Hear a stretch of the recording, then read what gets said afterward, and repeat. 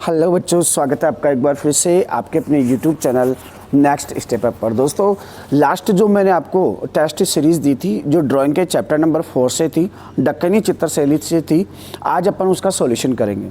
दोस्तों, इसके बाद में मैं एक पेपर और आपको सॉल्यूशन के लिए दूंगा, एक पेपर और सोल्व आउट करके दूंगा, जो किसी स्टूडेंट ने मेरे पास में शेयर किया है और बताया कि सर इसे सोल्व आउट करके दीजिए, तो वो पेपर भी मैं आपको सोल्व आउट करके दूंगा।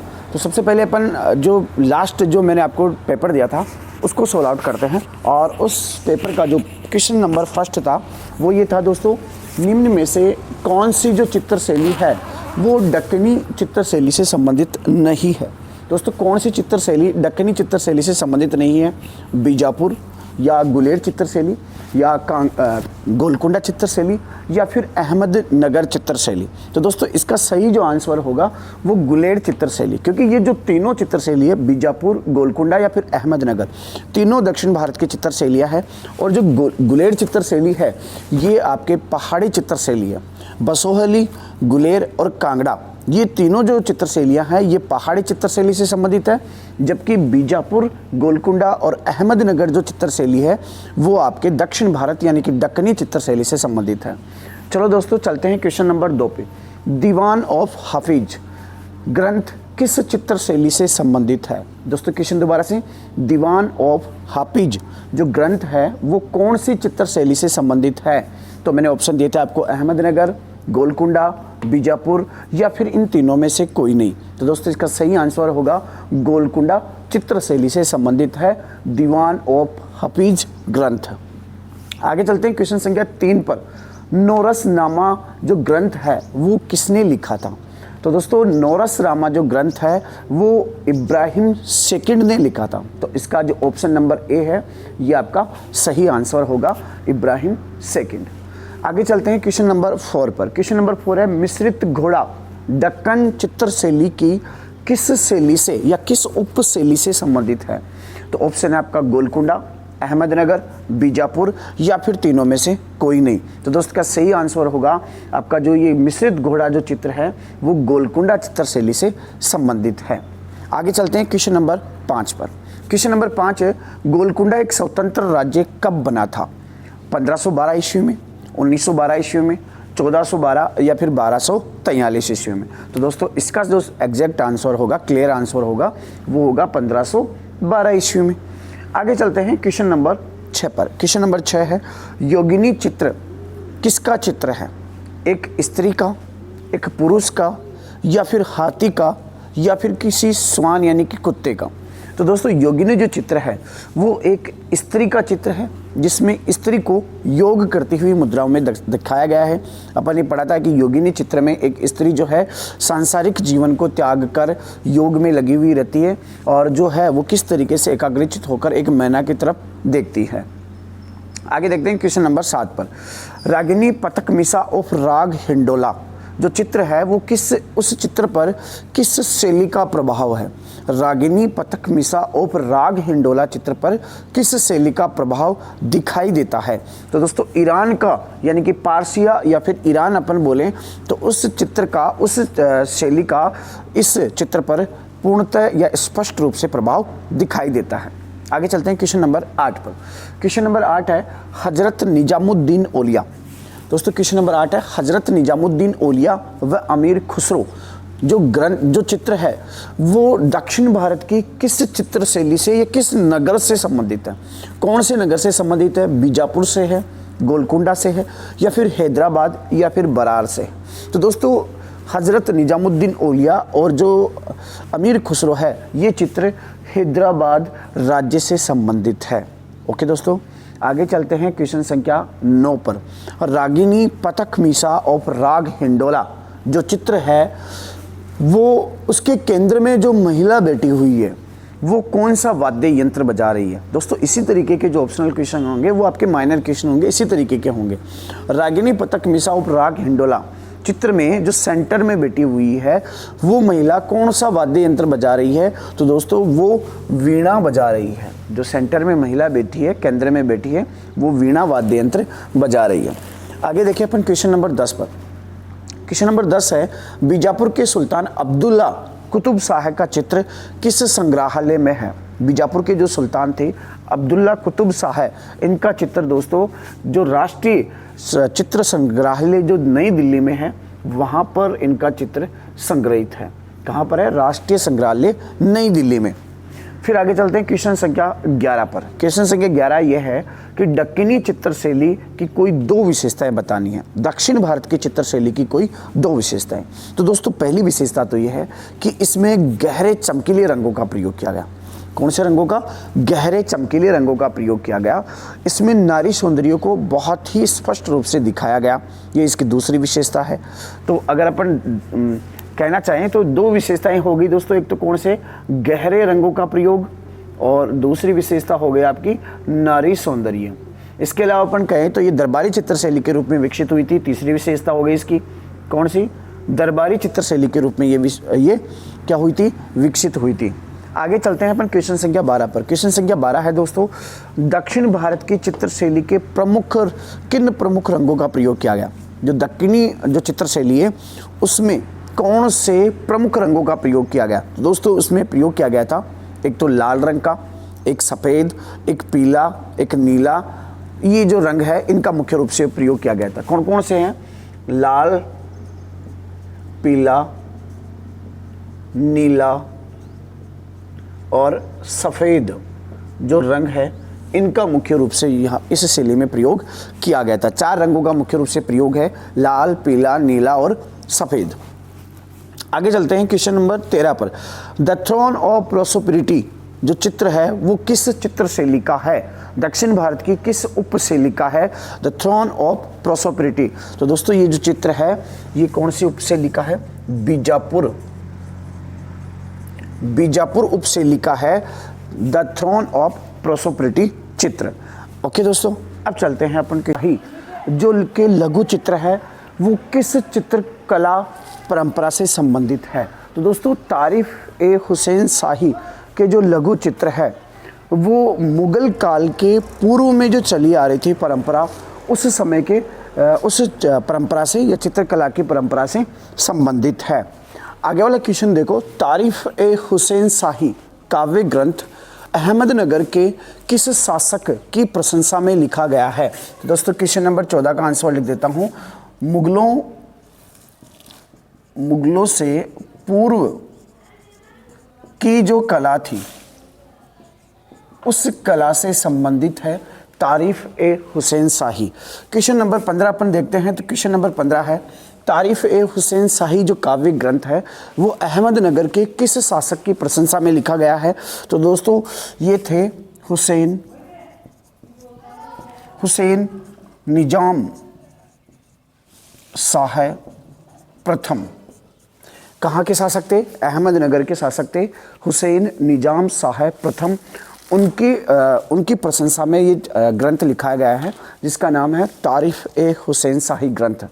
आगे वाला क्वेश्चन देखिए। आगे वाला क्वेश्चन है, दक्कनी चित्रशैली के उद्भव और विकास के बारे में बताइए। तो दोस्तों दक्कनी जो चित्रशैली है वो उसे शॉर्ट में अपन कह सकते हैं दक्षिण भारत की चित्रशैली। तो दक्षिण भारत की जो चित्रशैली है उस चित्रशैली को प्रमुख 3 उप चित्रशैलियों में बांटा जा सकता है। ये देखो अपन स्टार्टिंग से करते हैं। Question number 16। क्वेश्चन नंबर 16 जो है वो ये कह रहा है कि दक्षिण भारत की जो चित्रशैली है उसके उद्भव और उसके डेवलपमेंट विकास के बारे में बताना है। तो मुख्य रूप से जो दक्षिण भारत की जो चित्रशैली है वो 16वीं व 17वीं शताब्दी के मध्य पनपी थी, यानी कि इसका उद्भव हुआ था 16वीं से 17वीं शताब्दी के मध्य में। कह सकते हैं 16वीं सदी के उत्तरार्ध से लेकर 1680 ईस्वी तक ये काफ़ी फली फूली इस चित्रशैली का काफ़ी विकास हुआ। आगे चलकर इसी चित्रशैली से 3 उपशैलियाँ विकसित हुई। एक का नाम था दोस्तों कौन सी? अहमदनगर,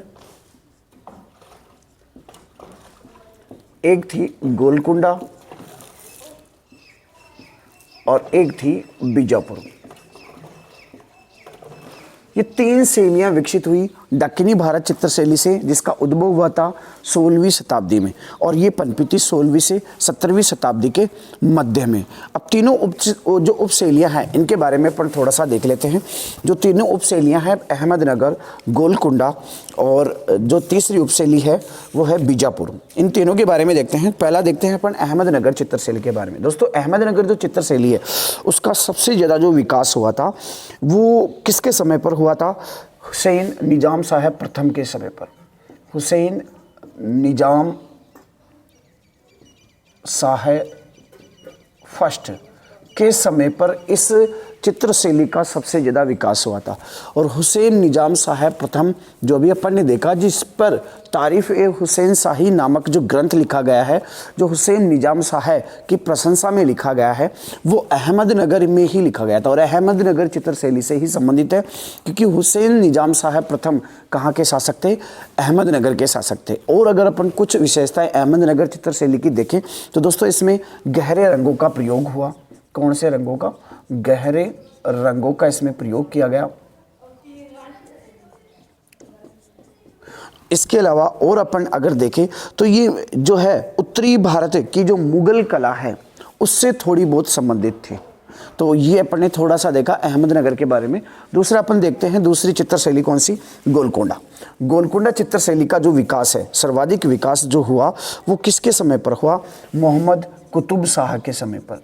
मोहम्मद कुतुब शाह के समय पर इसका सबसे ज़्यादा विकास हुआ, यानी कि लगभग 1611 से लेकर 1626 ईस्वी के बीच में सबसे ज़्यादा इस शैली का विकास हुआ। कौन सी शैली का? गोलकुंडा चित्रशैली का। जो कौन सी चित्रशैली की उपशैली है? दक्षिण भारत की जो चित्रशैली है उसकी उपशैली है गोलकुंडा, जिसका विकास सर्वाधिक हुआ मोहम्मद कुतुब शाह के समय पर और ये समय था 1611 ईस्वी से लेकर 1626 ईस्वी के बीच का। ओके दोस्तों, कुछ और विशेषताएं की बात करें गोलकुंडा चित्रशैली की, तो गोलकुंडा जो चित्रशैली है इसमें जो प्रमुख ग्रंथ लिखा गया उसका नाम था दीवान ए हाफिज। क्या नाम था दोस्तों? दीवान ए हाफिज। जो ग्रंथ था वो मुख्य रूप से गोलकुंडा चित्रशैली का ग्रंथ था। आगे देखते हैं तीसरी चित्रशैली। तीसरी चित्रशैली कौन सी है? बीजापुर। दोस्तों बीजापुर जो चित्रशैली है उसमें चित्रों का एक सुस्पष्ट जाल है। बीजापुर चित्रशैली में चित्रों का एक सुस्पष्ट जाल है जिसे विश्वकोश कहा गया है। क्या कहा गया है? विश्वकोश। बीजापुर चित्रशैली में चित्रों के जाल का या चित्रों के संग्रह का एक स्पष्ट जाल है जिसे विश्वकोश कहा गया है। और कुछ विशेषताएं अगर अपन देखें तो ये भी लगभग 16वीं सदी में ही पनपी थी। 16वीं सदी में इसकी शुरुआत हुई थी, यानी कि इसका उद्भव हुआ था। और अगर इसके विकास की बात करें तो इसका विकास हुआ था आदिल शाह प्रथम। इसके अलावा इब्राहिम द्वितीय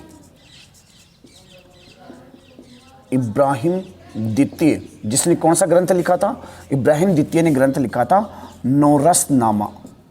कौन सा ग्रंथ लिखा था? नौरसनामा। किसने लिखा था? इब्राहिम द्वितीय ने। आदिल शाह प्रथम और इब्राहिम द्वितीय के समय पर बीजापुर चित्रशैली का सर्वाधिक विकास हुआ और बीजापुर चित्रशैली में चित्रों का एक सुस्पष्ट जाल है जिसे विश्वकोश कहा जाता है। नौरसनामा बीजापुर चित्रशैली से संबंधित है जिसकी रचना इब्राहिम द्वितीय ने की थी।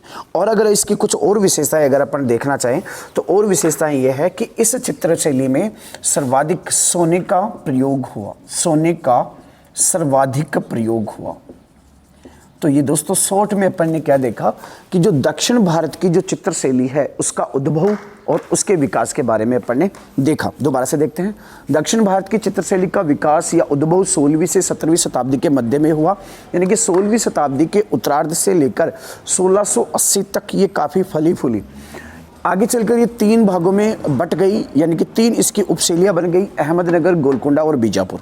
अहमदनगर का सर्वाधिक विकास हुआ। हुसैन निजाम शाह जो प्रथम है उसके समय पर सबसे ज़्यादा इसका विकास हुआ। और आपको पता है हुसैन निजाम शाह की प्रशंसा में कौन सा ग्रंथ लिखा गया था? तारीफ़ ए हुसैन शाही ग्रंथ लिखा गया था हुसैन निजाम साहब प्रथम की प्रशंसा में। तो अगर क्वेश्चन ये पूछा जाए कि तारीफ ए हुसैन शाही ग्रंथ किस शैली से संबंधित है, तो अहमदनगर चित्र शैली से। दोस्तों मैंने तीनों चित्र शैलियों का एक एक ग्रंथ आपको जो प्रमुख ग्रंथ है वो बता दिया है और इनकी प्रमुख विशेषताएं भी बता दी है। इसमें गहरे रंगों का प्रयोग हुआ था। गोलकुंडा चित्र शैली का विकास मोहम्मद कुतुब शाह के समय पर सर्वाधिक हुआ और इनका जो काल था वो 1611 से लेकर 1626 के बीच में था। और गोलकुंडा जो चित्र शैली है, गोलकुंडा चित्र शैली में जो प्रमुख ग्रंथ लिखा गया वो था दीवान ए हाफिज, दीवान ए हाफिज। तीसरा चलते हैं बीजापुर चित्र शैली। बीजापुर चित्र शैली को विश्वकोश भी कहा जाता है, चित्रों का विश्वकोश, क्योंकि बीजापुर चित्र शैली में चित्रों का एक सुस्पष्ट जाल पाया जाता है। इसका विकास भी 16वीं सदी में हुआ।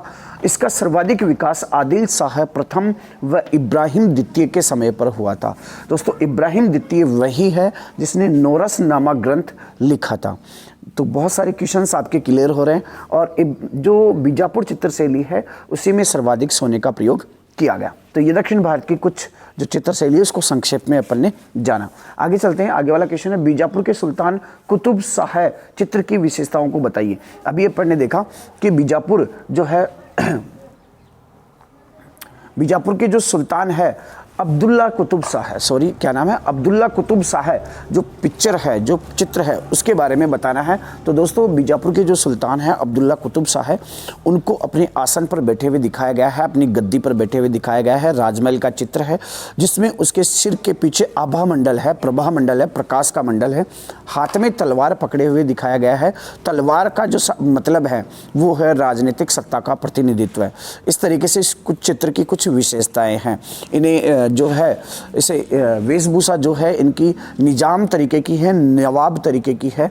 ये इस कुछ चित्र की विशेषता है। दोबारा से मैं रिपीट करता हूँ, जो अब्दुल्ला कुतुब शाह है वह अपनी महल में अपनी आसन पर बैठे हुए हैं, हाथ में तलवार है, सिर के पीछे प्रभा मंडल यानी कि प्रकाश का मंडल है और हाथ में जो तलवार है उससे ये स्पष्ट होता है कि राजनीतिक सत्ता का प्रभुत्व है। इसके अलावा इनकी जो वेशभूषा है वो नवाब तरीके की है। ये इस चित्र की कुछ विशेषताएं हैं। फिर आगे चलते हैं 18वें क्वेश्चन में। 18वां क्वेश्चन दक्षिण भारत के चित्र शैली की प्रमुख उपशैलियों के बारे में बताइए।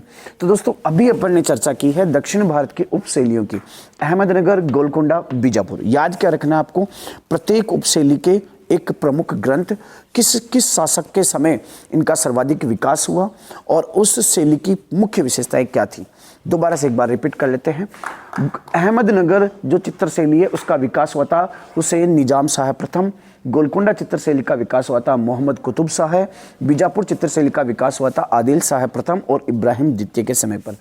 अहमदनगर चित्र शैली के प्रमुख जो ग्रंथ है वो हुसैन निजाम शाह, गोलकुंडे का दीवाने हाफिज और अगर बीजापुर की बात करें तो नौरसनामा जो इब्राहिम द्वितीय ने लिखा था। तो दोस्तों ये पेपर आपका सॉल्यूशन कंप्लीट। अब अपन चर्चा करेंगे जो दूसरा पेपर जो किसी बच्चे ने मेरे पास में भेजा था, स्टूडेंट्स ने मेरे पास भेजा था, अपन उसको सोल्व आउट करेंगे। ओके दोस्तों, थैंक यू सो मच।